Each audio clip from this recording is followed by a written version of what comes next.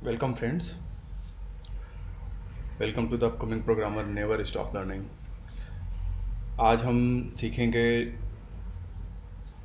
जो अच्छी product based companies होती हैं उसमें कुछ उनके क्रिटिकल प्रॉब्लम्स होते हैं जो इंटरव्यू में पूछे जाते हैं।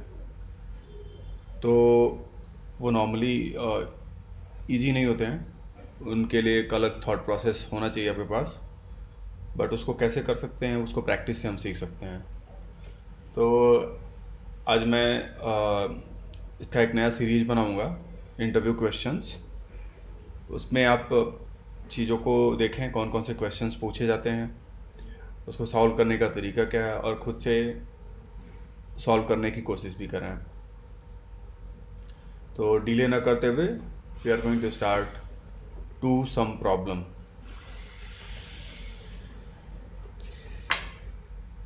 टू सम प्रॉब्लम में क्या है, given an array of integers return indices of the two numbers such that they add up to the specific target।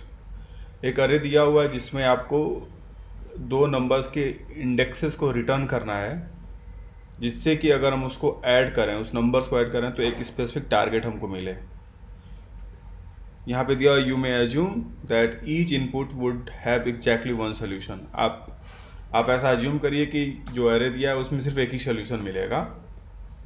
And you may not use the same element twice, और आप किसी element को दोबारा नहीं use कर सकते हैं। Example में दिया हुआ गिवन अ सम 2, 7, 11, 15। अब ऐसे कौन कौन से नंबर हैं जिनको जोड़ के मैं टारगेट 9 अचीव कर पाऊँ। तो मुझे दिख रहा है कि 2 + 7 अगर हम ऐड करते हैं तो हमारा टारगेट 9 हो जाएगा। तो 2 का इंडेक्स 0 है, 7 का इंडेक्स 1 है, तो यहाँ पे 9 हो रहा है। Because num 0 + num 1 = 2 + 7 = 9, so return 0 and 1। ये आपको करना है। अब हम इसको सॉल्व करने की कोशिश करते हैं। तो चलिए एक नया प्रोग्राम लिखते हैं।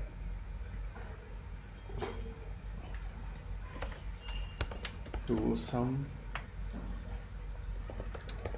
brute force approach और टू सम बिगिनर बोल दे रहा हूँ, स्टैटिक वाइड में। चलिए देखिए, इसको सॉल्व करने का जो तरीका है, जैसे कि इसने अरे दिया हुआ है, ठीक है, तो आप इसको ले लेंगे।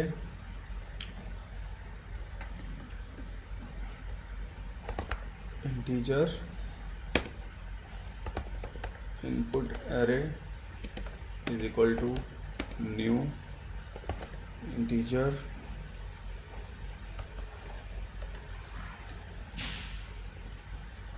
टू 7, 11, 15 दिया हुआ है।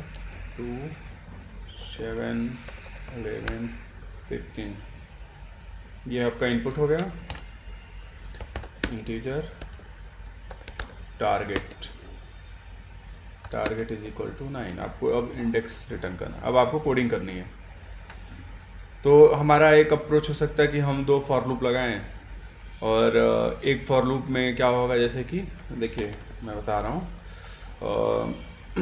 एक आई ले लेते हैं और एक जे ले लेते हैं। जब आई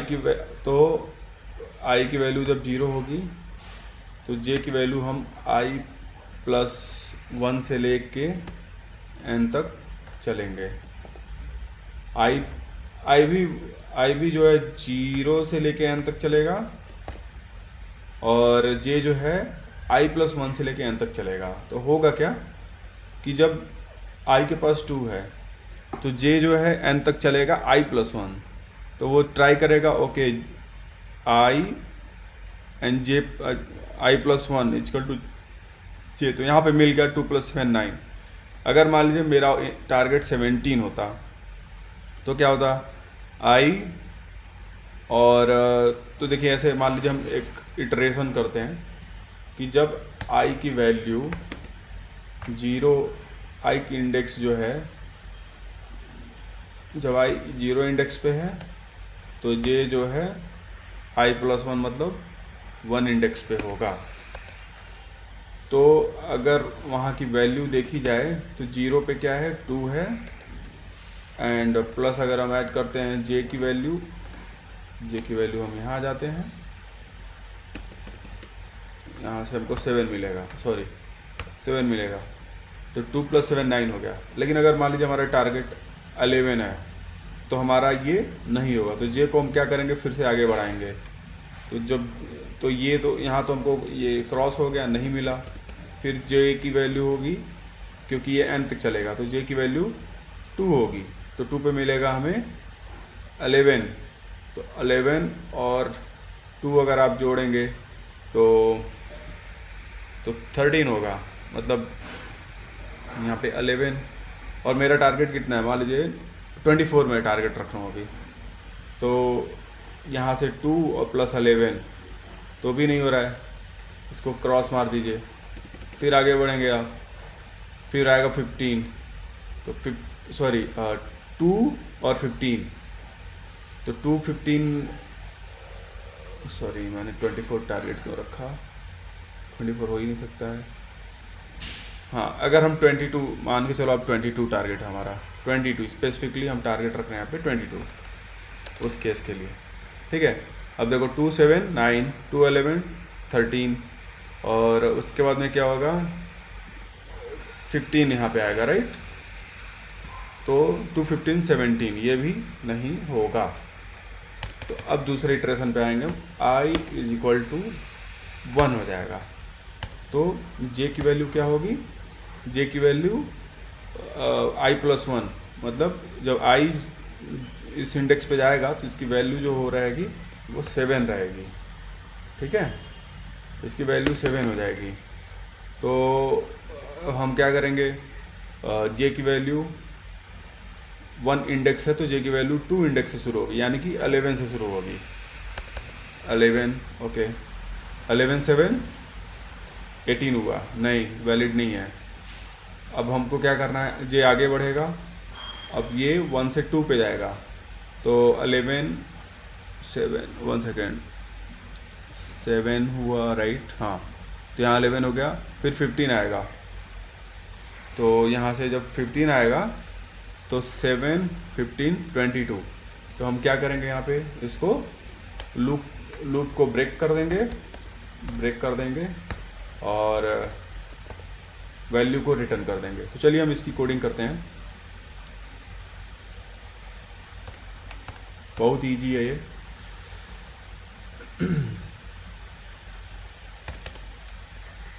इसके लिए आप क्या करेंगे, 2 फॉर लूप लेंगे, for integer i = 0, i is less than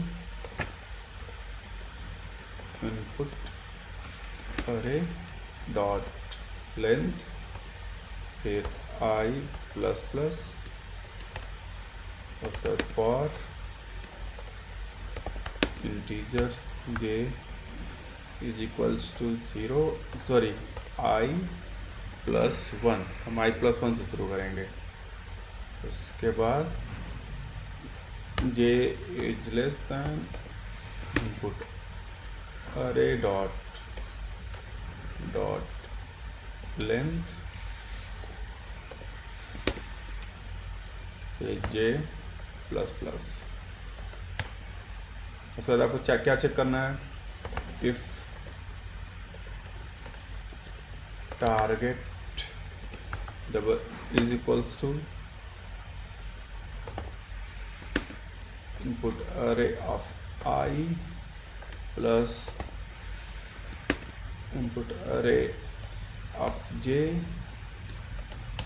तो इसको आप दो वैल्यू में आप इसको चाहें तो होल्ड कर लें, या एक उसने बोला था कि इनपुट अरे रिटर्न करना है बेसिकली, तो हम यहाँ से एक इनपुट अरे भी बना सकते हैं, ऐसा कुछ नहीं है। तो यहाँ पे रख लीजिए आप, एक इनपुट अरे बना लेते हैं, सॉरी इंडेक्स अरे, इंटीजर इंडेक्स ARR, ठीक है। अब यहाँ पे आप क्या करेंगे कि index ARR is equal to new integer, उसके बाद सॉरी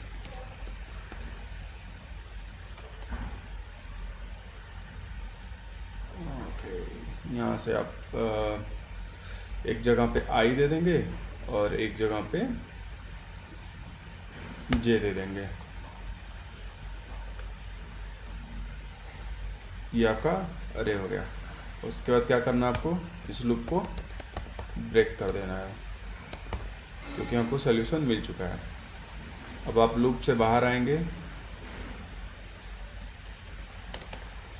यहाँ से आप लूप को इटरेट कर देंगे।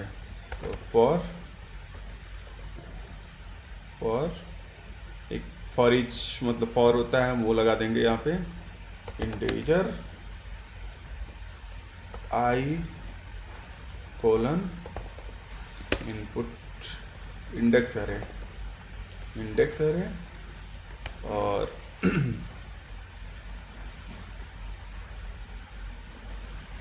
May not have initialise. अच्छा, यहाँ पे इसलिए बोल रहा है कि हम ठीक है, हम इसको इनिशियलाइज कर देते हैं क्योंकि हमने कंडीशन लूप में लगाया हुआ ना, कंडीशन अगर नहीं पास होगा तो उस केस में ये फेल हो जाएगा। तो हम इसको ऐसे कर लेते हैं,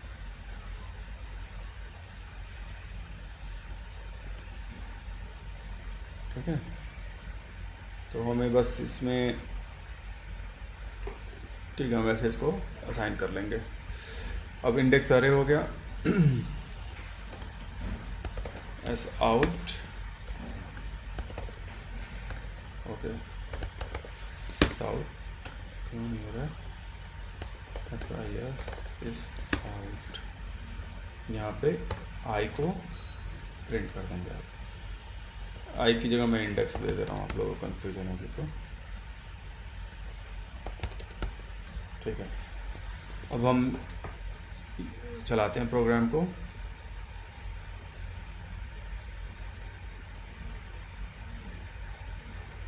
वन एंड थ्री के एलिमेंट्स को अगर हम ऐड करेंगे तो हमारा टारगेट 22 अचीव होगा।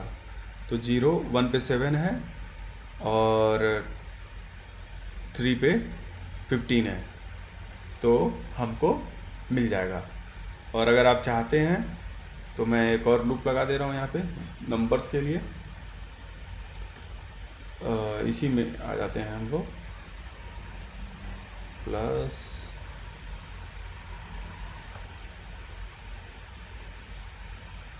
ओके, यहाँ से इसकी वैल्यू हम प्रिंट कर देंगे,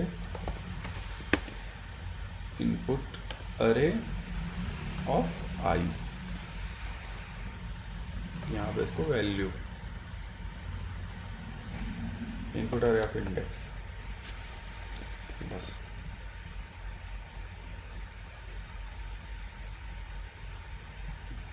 तो वैल्यू 75 है। अगर आपको मान लीजिए 18 चाहिए टारगेट हमारा,